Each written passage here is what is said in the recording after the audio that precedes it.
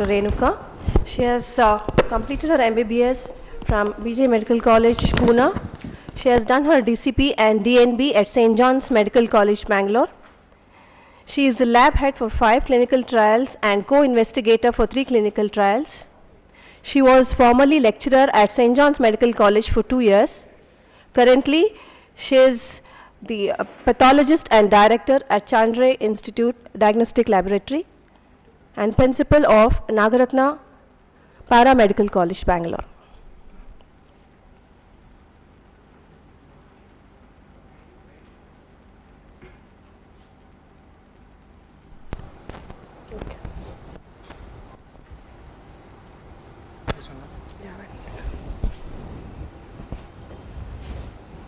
Very good morning to you all. Once a diagnosis is established, these patients have been put on therapy, most commonly the disease modifying anti-rheumatic drugs and the biologics. So this is very well put up in the previous 2 talks. So what I would like to say, all these cases usually require very long term therapy, and these conditions are also such they have relapses and remissions which have been occurring. So they need a very close monitoring for all the rheumatic disorders. So what are we measuring when a patient is on DMRs or on biologics? First of all, why do we require it?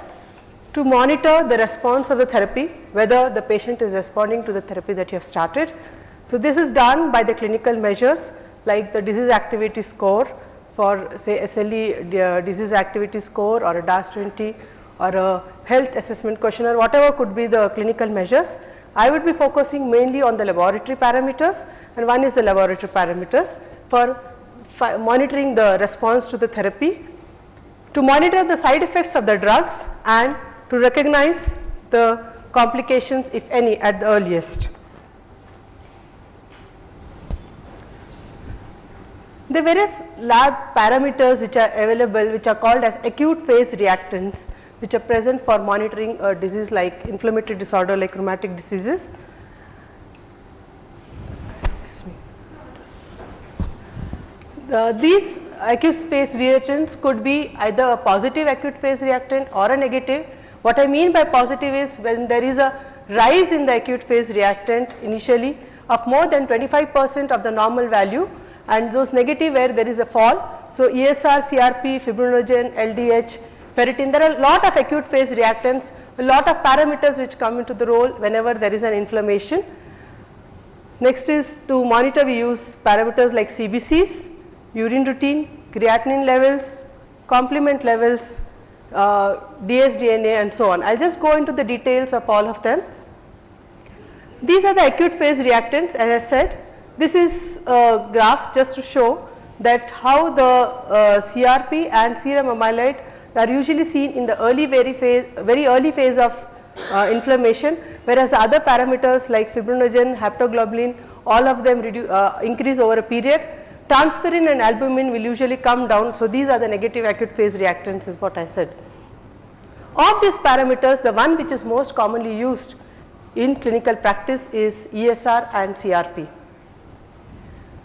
ESR was introduced in 1918 by Robin Froese, and here what happens is whenever it is not heparinized, it is EDTA. Actually any anticoagulated blood, when it is made to stand over a period, there will be a formation of a rouleau formation, and over a period there will be settling of the cells, packing of the cells, and what we are measuring is finally how well the cells settle down or how do they sediment. And this is brought about by the action of fibrinogen and other plasma proteins. So it is actually an indirect measure of the other inflammatory parameters also like fibrinogen and other plasma proteins and gamma globulins. It is commonly affected by anemia. In anemia, the ESR value will be high by packed cell volume and hyperglobulinemia. These will usually elevate ESR. It requires a fresh sample to be done. Most commonly it is done by a Westergren's method, which is the reference method to date, and also automated methods are available. Here it has a very wide reference range. It is affected by, it is more higher in females than in males. Though we usually give a reference range in an adult in a report would be more for the normal adult in the sense in the middle age group, about say 20 or 30 ESR. But actually when you consider the ESR, how you should calculate is you should keep in mind the age. If it's for male, it is usually age divided by the 2 will give you the reference value for a male, and if it is for female, age plus 10 divided by 2 will give you an ESR. So if an ESR is say 30 or 35 in a 60-year-old female, you do not have to get concerned about it and think that there is some problem in the ESR with her and she has some inflammation. The other parameter which we use more commonly is a C-reactive protein. It belongs to the pentraxin family of proteins, which is produced by the hepatocytes in the liver due to the stimulation of IL-1 and IL-6. It shows a rapid response to infections and inflammations increasing within hours, which I had shown you, and there is a distinct range of normal and abnormal in CRP ranges. Quantification is precise because it is usually done by automated methods like immunoturbidometry or nephelometry. When I say there is a distinct range, usually when we here again there is a variation, like usually we take a cutoff of CRP as 6 milligram per deciliter normally is what we give. But when we are monitoring that, what we are actually monitoring is there any presence of infection? Most commonly this is what they do.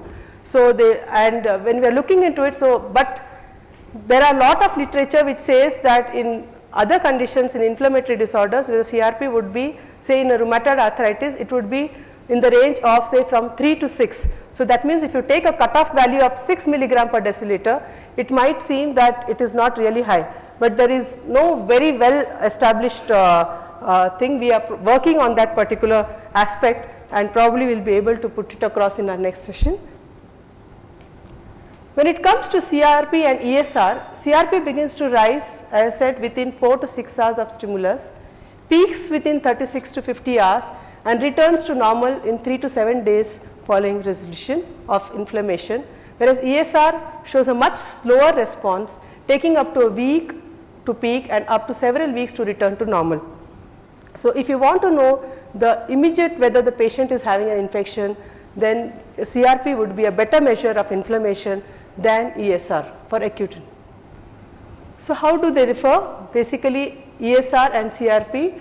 ESR is affected by gender, age, whether the patient is pregnant, like anemia, temperature, drugs, smoking, all these can cause variations in ESR, whereas CRP is not affected by these parameters. So measuring of a CRP is a more in the lab is a more direct measure of an acute inflammatory response. So which test to choose?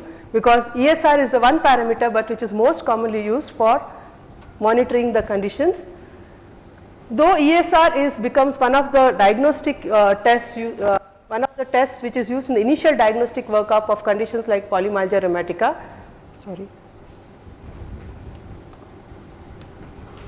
It is CRP which is more sensitive for monitoring the disease, like and also in giant cell temporal arteritis. CRP is a more sensitive indicator, and in inflammation of joints, where what is the cause, it's of no use, that I think everybody is aware, and you will have to look into other investigations. For monitoring rheumatoid arthritis, again CRP is a better measure. For SLE, there is a variation here. I mean ESR is more significant. I will come to the details, but CRP may be used. It is most commonly whenever you are suspecting infection that you use CRP. The platelet count, when the platelet count is elevated, CRP may be useful. And for cardiovascular risk, what we use is HSCRP. That is a different parameter than what we usually a CRP which is done.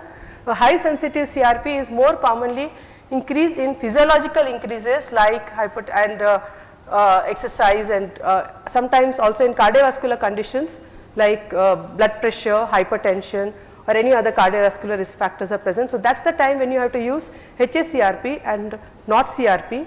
These two tests are different in the sense it is like comparing a microalbumin assay with a albumin assay. In a diabetic where the values are very low, we use microalbumin, but when it comes to actually looking into the serum where the values are higher, we prefer to use an albumin. So that is how as far as inflammatory disorders are concerned, what we use more commonly is a C-reactive protein and not HSCRP, because it would it's too low and it would compromise on the linearity and you may not be able to pick up the CRP rises which is occurring. So, as far as choosing the parameter is concerned, in rheumatoid arthritis both are elevated and usually it is associated with early synovitis and erosions. Both predict radiographic progression, and though not specific, it significantly correlates with disease progression. So, a rise, because usually it is the alternative pathway which of the that's a high CRP of more than 6 milligram in a patient with SLE may indicate either a bacterial infection or serositis. So, that is something which you have to bear in mind. So, ESR and CRP both have to be done, but CRP, more than CRP, it is ESR which is useful. CRP is done mainly to look for any infection or if there is presence of serositis. In conditions like polymyalgia rheumatica and giant cell arthritis, of course, as I said, CRP is more sensitive. In patients of adult onset disease, CRP along with a rise in ferritin will be there. In ankylosing spondylitis, both are mildly elevated. So, that is as far as ESR and CRP is concerned.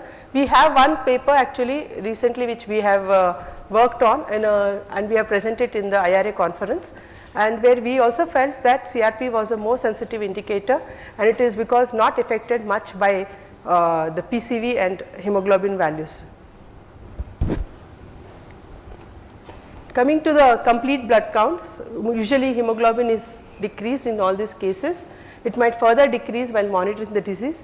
You will realize WBC counts are raised, some Stills and Kawasaki's or rheumatoid arthritis as ma'am has just mentioned, but usually it is decreased in SLE. Platelet counts are increased in juvenile chronic arthritis, and decrease may be seen in SLE and also because of drugs like say azathioprine or methotrexate. Coming to complement levels, high levels of C3 and C4 are usually associated with active inflammation. However, in SLE, the C3 and C4 level decrease significantly during the disease activity. Why this happens is basically because of the activation of the alternative pathway of the complement cycle, and which leads to the consumption of complements, and significantly it is associated. This C3, C4 levels are usually associated with nephropathy. So, that is why it is very important to do a monitoring of C3, C4 levels during the monitoring of the disease. Decreased levels also may be seen in vasculitic conditions like mixed cryoglobulinemia, glomerulonephritis and inherited complement deficiencies. So, that has to be done. So, whenever you are monitoring a disorder like say lupus, Dr. Josna has very well put up that it has to be monitored with C3, C4 levels to see if there is any kind of a renal involvement, and along with the dsDNA. dsDNA is one antibody which is also useful in monitoring the disease. Otherwise, most of the antibodies, they have a role only in the diagnosis, but dsDNA is also useful in monitoring the disease of lupus because it is usually associated with lupus nephritis. A urine routine is another thing which is very useful. Usually there will be if you do a urine examination in a patient where there is renal involvement, there might be proteins which are usually present, there may be granular cast, and if a protein is persistently present on more than 2 occasions, then it is probably better to do a protein creatinine ratio for these cases or a 24-hour urine protein. Complete blood counts are mandatory, and for again for ESR is important for monitoring lupus in a case to see how the disease is reacting. For rheumatoid arthritis, when you are monitoring the disease, the hemoglobin may fall, the WBCs and platelets may be increased, ESR, CRP are increased, and alkaline phosphatase is increased. Vasculitis, again here as I said C3, C4 may be decreased, urine routine will usually show RBC cast, complete blood counts, and the role of ANCA is quite controversial because it is useful in diagnosis, and there is lot of literature which says that it is useful in monitoring, but then again there are some studies which raise a doubt on whether they are really useful in monitoring the PR3 and the MPO ANCA. So, that was for the looking into the activity of the disease. So, where we are seeing whether the patient is doing well, how the disease activity is, whether he is and then you look at what is the monitoring the drug response and the side effects of drugs. Being a pathologist, I have just attempted trying to put this drug effects because that is not something which is my forte, but I just try to put across those things. So, maybe if anything is there, you would let me know. The rheumatologist here might probably guide me. So, the disease modifying anti-rheumatic drugs, there are various disease modifying anti-rheumatic drugs, of which most commonly used are HCQS, leflunomide, methotrexate, sulfasalazine for rheumatoid arthritis, azathioprine, cyclosporine, cyclophosphamide, mycophenolate is used for lupus, and so on. So coming to each one of them, these I have taken mainly from the British Society of Rheumatology, as well as the ACR guidelines have been set up for the monitoring of the drug dosages and the monitoring of the lab parameters when a patient is on treatment of these DMRs. HCQS or hydroxychloroquine, usually the side effects are blurred vision, maculopathy, skin, it is mainly the ophthalmic disorders. So as a baseline, before you start therapy, what is required is a complete blood count, routine and LFT with ophthalmic, basically for the disease activity, and later on what is actually, because it is not having much of toxicity, what is just required is an ophthalmic examination manually to look into the to look for any renal ophthalmic lesion is present, like maculopathies. And coming to methotrexate, the most common side effects are nausea, diarrhea with lot of hepatotoxicity. Other side effects are like ulceration, alopecia, bone marrow suppression, and the baseline here, what is recommended by the British Society is the complete blood counts, urine routine, LFTs, chest X-ray, and pulmonary function test may be required in selected patients initially, and to see for the presence of lung disorders, and monitoring once the therapy is started, complete blood counts, urine routine, LFTs every 2 weeks for 6 weeks, and then monthly for a year. Thereafter we have to consider reducing the frequency of monitoring to every 2 to 3 months. Sulfasalazine is another commonly used drug. This it causes mainly hemolytic anemia, pancytopenia, it causes oligospermia. So the baseline, you have to do a complete blood count, urine routine, liver function test, creatinine, and monitoring has to be done with complete blood count, LFT monthly for 3 months, and then 3 monthly if dose is increased for any chance. This is one thing has to be borne is whenever this, when you are on the therapy, the initial period when you just start therapy, the monitoring is much more frequent, and once the dose is stabilized, then the monitoring can be period can be increased and the frequency can be tapered. For leflunomide, the baseline investigation would be a complete blood count with liver function tests, and what is required is to regularly monitor the blood pressure, because hypertension is a very common problem with this, and and as far as that would be for the baseline. And later on, once the therapy is started, then you have to do a complete blood counts with LFTs, which is for monthly for 6 months, 2 months thereafter, and if at all, if there is any other immunosuppressant again which is added, which is having a hepatotoxic activity effect, then like methotrexate, then it should again be done monthly. The liver enzymes have to be monitored, and if it is more than 2 to 3 times the normal, you might have to reduce the dose, recheck it again weekly if required. If it is still persistent at 72 hours, and if more than 3 times it is still persists, then you might have to elevate withdraw the drug. So these are the ACR guidelines, to put it in a nutshell. That was the British Society of Rheumatology guidelines, and these are the ACR guidelines for baseline investigations for starting, resuming, or significantly increasing the therapy of patients with rheumatoid arthritis. When the patients are most commonly as a baseline, a complete blood count, the liver enzymes and creatinine has to be done, and in case of because of leflunomide, methotrexate having hepatotoxic effects, you might have to do the hepatitis B and C, and for HCQS an ophthalmic examination annually. These are the guidelines how you do monitoring when the patient is on therapy. So in the first 3 months for HCQS, none after baseline, and what is actually required is mainly the ophthalmic examination. For leflunomide, it is to begin with once in 2 weeks, then once in 4 weeks. Later on, these are to say that for the next 6 months, it has to be done either once in 2 months or once in 3 months, and later on once in 3 months. So this is what it is for both, same for methotrexate as well as for leflunomide and sulfasalazine. For minocycline, it is not really used much, and you do not require much of investigations. But this is what we do because of the though the guidelines insist on all this, I mean they require, not insist, they require that this should be followed in this manner, either because of a cost constraint or a difficulty in follow up. What is actually followed at Chandra is for HCQS, none of them are, as far as disease activity is concerned, of course they are monitored, but for the drug effects, side effects, what is required is just ophthalmic examination, and nothing else is done. For leflunomide, initially for first time once the dose is the drug is introduced, once in 4 weeks, then once in 6 weeks, and later on once in 3 months. As the same goes for methotrexate, and for sulfasalazine there is a lab we look for the common investigations after 4 weeks, and then later on after once in 3 months. The other drugs which have been used are azathioprine, cyclophosphamide for other conditions like lupus. So here we have to do, because azathioprine mainly because of the bone marrow toxicity and hepatotoxicity with pancreatitis, what we need to do is a complete blood count, urine routine, LFT and creatinine to begin with, and then monitor this for weekly for 6 weeks, then every 2 weeks until the dose stable for 6 weeks, and finally after dose increases then you can do it either 3 monthly after the first 6 months.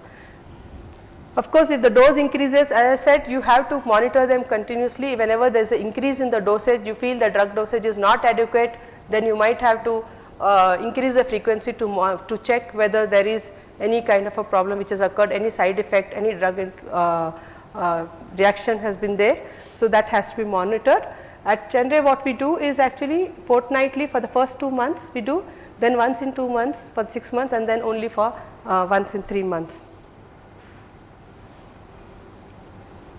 For cyclosporine, regular monitoring of a blood pressure is required, then every 2 weeks for 12 weeks after the change of dose, and then monthly for the duration of the treatment.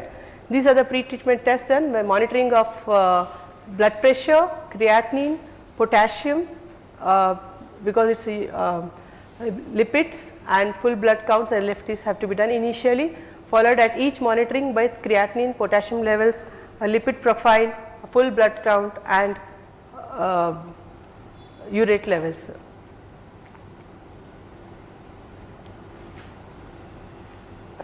This is for cyclophosphamide. It is also associated with hemorrhagic cystitis and infertility.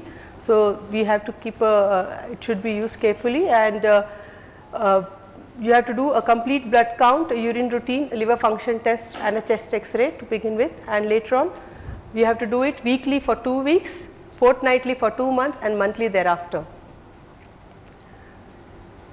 This is being used now. The baseline investigations done here are a complete blood count again. See, most of them will have a complete blood count, a routine urine routine, liver function test, and the chest X-ray. The monitoring dosage, usually it is to begin with, you would have seen in all of them, to begin with it might be weekly or once in 2 weeks, later on it has to be increased to fortnightly or once in 3 months. As far as the biologicals are concerned, these are the common biologics. Most of the side effects are the localized side effects. There can be other problems like development of infections which occurs in all of these, might be anti-TNF, anti-IL-1.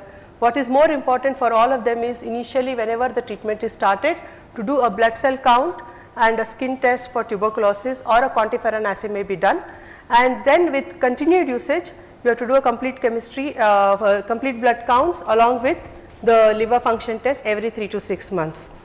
So in addition to this, as far as anti-IL-6 is concerned, lipid profile has to be done once in 3 months, and if you are using a drug like rituximab, then where anti-monoclonal anti-B-cell, if you feel that the patient is having recurrent infections, any problem is there, you might have to do a B-cell counts or immunoglobulin levels. So that is as far as the drug monitoring is concerned. So you have done so basically you need to monitor the lab, the disease as such, the disease per se, to see that the patient is achieving remission, the patient gets some benefit out of it, but simultaneously you have to maintain a tight balance to see that there are no adverse effects which happen because of the drugs that is being given. So that is the reason we need to monitor these patients on a regular basis as far as the condition. And finally, to recognize the complications, if any, at the earliest.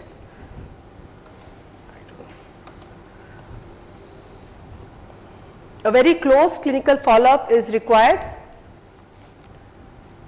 For instance, in systemic lupus, regular urine routine, creatinine for renal function, creatinine for renal involvement, a chest X-ray is required.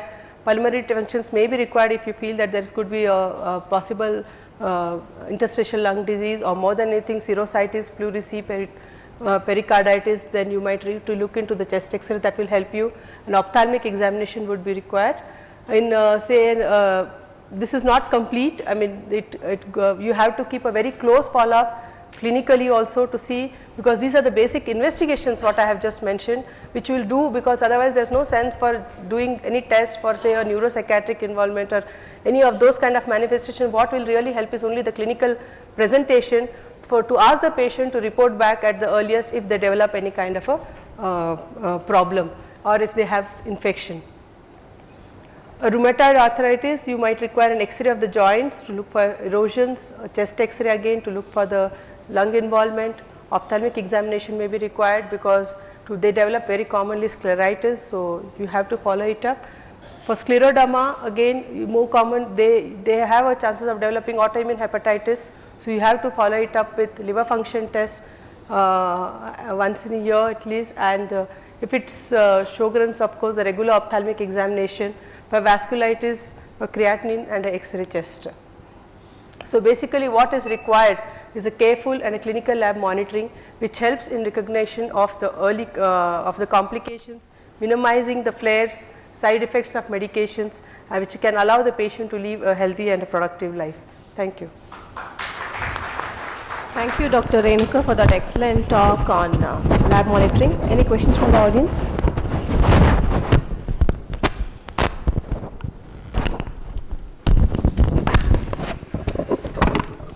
Yes, madam. Why should you get done hepatitis B and C tests done in leflunomide and one other drug you said? Basically also, first of all, they are done initially for screening to see if they have any other hepatitis which is there. Like if they have already they are having hepatitis, then you have to be very careful before you introduce the drug, because you may not be able to introduce the drug in the first place. If the LFTs are abnormal, if the hepatitis B and C is positive, then at that time you would not be able to introduce the drugs like methotrexate and leflunomide. So you would have to opt for some other drug. If on baseline if these two are negative, yes, we can use the drugs. Yes, yes. And then there is LFTs no. are normal. If then it can be used. Only thing is that it has to be monitored regularly with the enzymes, particularly the transaminases, SGOT, SGPT, wherein you have to monitor this. Thank you.